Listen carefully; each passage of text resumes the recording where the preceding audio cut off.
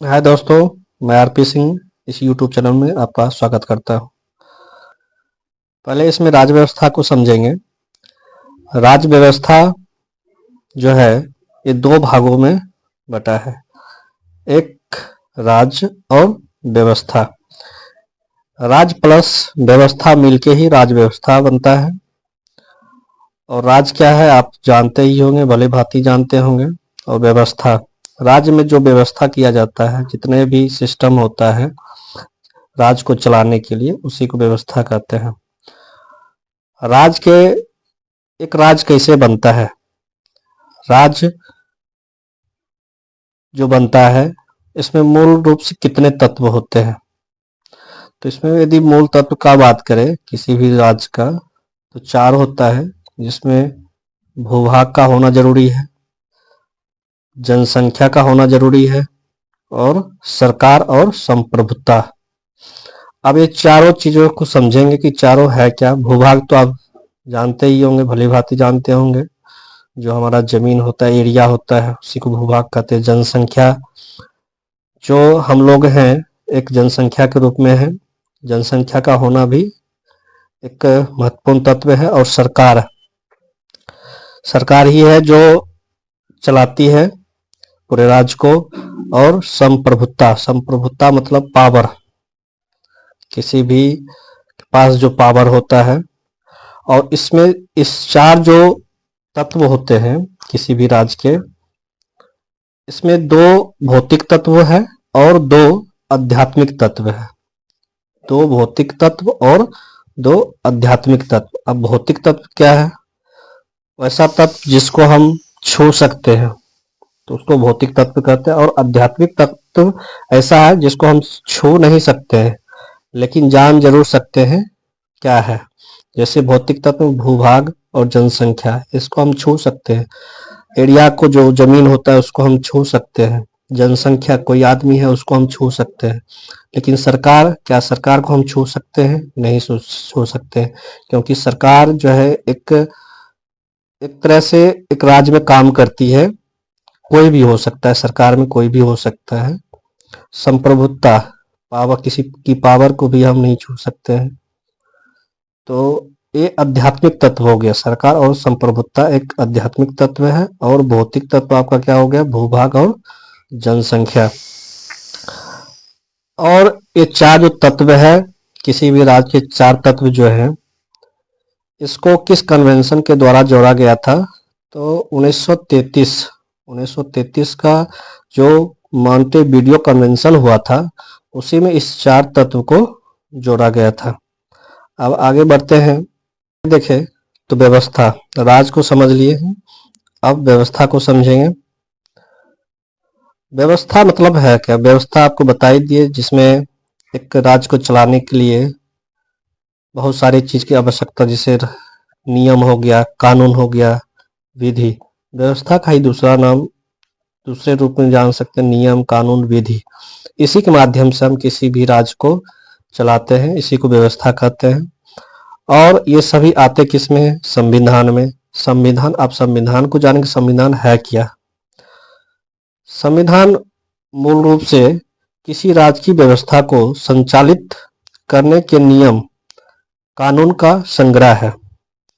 संविधान जो है किसी राज्य की व्यवस्था को संचालित करने के नियम, कानूनों का संग्रह है। उसी को हम संविधान कहते हैं या कहलाता है। उसके बाद जानेंगे कि संविधान जो है दो तरह का है, यानी दो प्रकार के हैं, लिखित और अलिखित। संविधान कितने प्रकार के हैं? तो संविधान दो प्रकार के हैं, लिखित और अलिखित। अब लिखित संविधान क्या होता है और अलिखित संविधान क्या होता है? तो लिखित संविधान जो है, संविधान का निर्माण, जिस संविधान का निर्माण संविधान सभा, जिस संविधान का निर्माण संविधान सभा द्वारा किया जाता हो, लिखित संविधान कहलाता है। मतलब जहां पे जो है संविधान, जिस संविधान का निर्माण जो है संविधान सभा द्वारा ही किया जाएगा, उसी को लिखित संविधान कहते हैं। अब लिखित संविधान में जो है, हमारा भारत भी एक लिखित संविधान है। और अमेरिका भी वहां भी लिखित संविधान है, और जापान में भी लिखित संविधान है। अब अलिखित संविधान क्या होता है? तो अलिखित संविधान में जो है, जिस संविधान का निर्माण संविधान सभा द्वारा नहीं बल्कि नियम और लगातार किया गया हो, वो अलिखित संविधान कहलाता है। मतलब इसमें जो है अलिखित संविधान में क्या होता है कि संविधान सभा द्वारा जो है संविधान का निर्माण नहीं होता है, बल्कि वहां पे किया जाता है, तो उसी को अलिखित संविधान कहते हैं। और इसमें जैसे में क्या कौन कौन सा हो जाएगा, कहाँ पे अलिखित संविधान है? तो ब्रिटेन में है, और सऊदी अरब, कनाडा, न्यूजीलैंड, यहाँ पे जो है अलिखित संविधान है। तो हम समझ लिए यहाँ लिखित और अलिखित। आप इसको ध्यान सुने, हुबेहूब आपको जो क्लास में बताया गया है सेम टू सेम आपको यहाँ पे बताया जा रहा है। और ये जो है शॉर्ट टाइम में, कम टाइम में आपको ये एक दिन का जो पढ़ाया हुआ है आपको खत्म हो जाएगा। बस आप ये रिवीजन के लिए भी बहुत ही इम्पोर्टेंट रहेगा। आगे समझेंगे संविधान। तो आप समझ लिए संविधान, लिखित संविधान और लिखित संविधान। यहाँ पे संविधान में जो है अब एक होता है नया, पुराना, किस देश का नया संविधान है, किस देश का पुराना संविधान है, किसका बड़ा संविधान है, किसका छोटा संविधान है। तो इसी को हम यहाँ पे समझेंगे, एक नया एक पुराना। नया जो संविधान बना है फिलहाल किस देश का बना हुआ है? तो नया जो संविधान बना है अभी क्यूबा का बना है। फिलहाल में ही क्यूबा में जो है नया संविधान बना है, जो 2019 में बन के तैयार हुआ। और सबसे पुराना संविधान किस देश का है? सवाल यहाँ पे बनता है, बहुत इंपॉर्टेंट सवाल यहाँ पे बनेगा आपको कि सबसे नया संविधान लेटेस्ट में किस देश का है? तो क्यूबा का है, जो 2019 में बना। और दूसरा सवाल बनेगा सबसे पुराना संविधान किस देश का है? तो सबसे पुराना संविधान किस देश का है? अमेरिका का है, जो 1789 ईस्वी में बना था। अब इसी में और सवाल है कि सबसे बड़ा संविधान किस देश का है? सबसे बड़ा संविधान जो है अपने भारत का है। और सबसे छोटा संविधान किसका है? तो अमेरिका का है। अब इसमें आर्टिकल बड़ा, अपना जो संविधान है यानी भारत का जो संविधान है इतना बड़ा क्यों है? तो क्योंकि इसमें आर्टिकल जो है 300 और इसमें 395 आर्टिकल है, इसलिए ये सबसे बड़ा संविधान है। अमेरिका में 7 ही आर्टिकल है, लेकिन ये छोटा भी नहीं है, सिर्फ आर्टिकल आपको 7 दिख रहा है, लेकिन यहाँ भी बहुत बड़ा ही संविधान है। लेकिन भारत का जो है अदर देश के कंपेयर में जो है सबसे ज्यादा बड़ा है। शब्दों के आधार पे बात करें, अब यहाँ पे शब्दों के आधार पे यदि संविधान का बात करें तो शब्दों के आधार पे जो सबसे बड़ा संविधान है वो भी भारत का ही है। और शब्दों के आधार पे यदि सबसे छोटा संविधान बोले तो किस देश का है? मोनाको देश का है। तो ये क्लियर हो गया आपको। यहाँ से सवाल बनता भी है, सबसे छोटा संविधान किसका है, सबसे बड़ा संविधान किसका है। और शब्दों के आधार पर सबसे बड़ा संविधान किसका है? तो आप देख ली भारत का है। और सबसे छोटा किसका है शब्दों के आधार पे? तो मोनाको है। एक सवाल और यहाँ पे दिख रहा होगा आपको, छोटा लोकतंत्र, सबसे छोटा लोकतंत्र किसका है, किस देश का है? तो सबसे छोटा लोकतंत्र किस देश का है? तो नौरी का है। नौरी एक देश है जिसका सबसे छोटा लोकतंत्र है। तो यहाँ तक क्लियर हो गया होगा, आई होप। आगे आप देखते हैं संविधानवाद। संविधानवाद क्या है?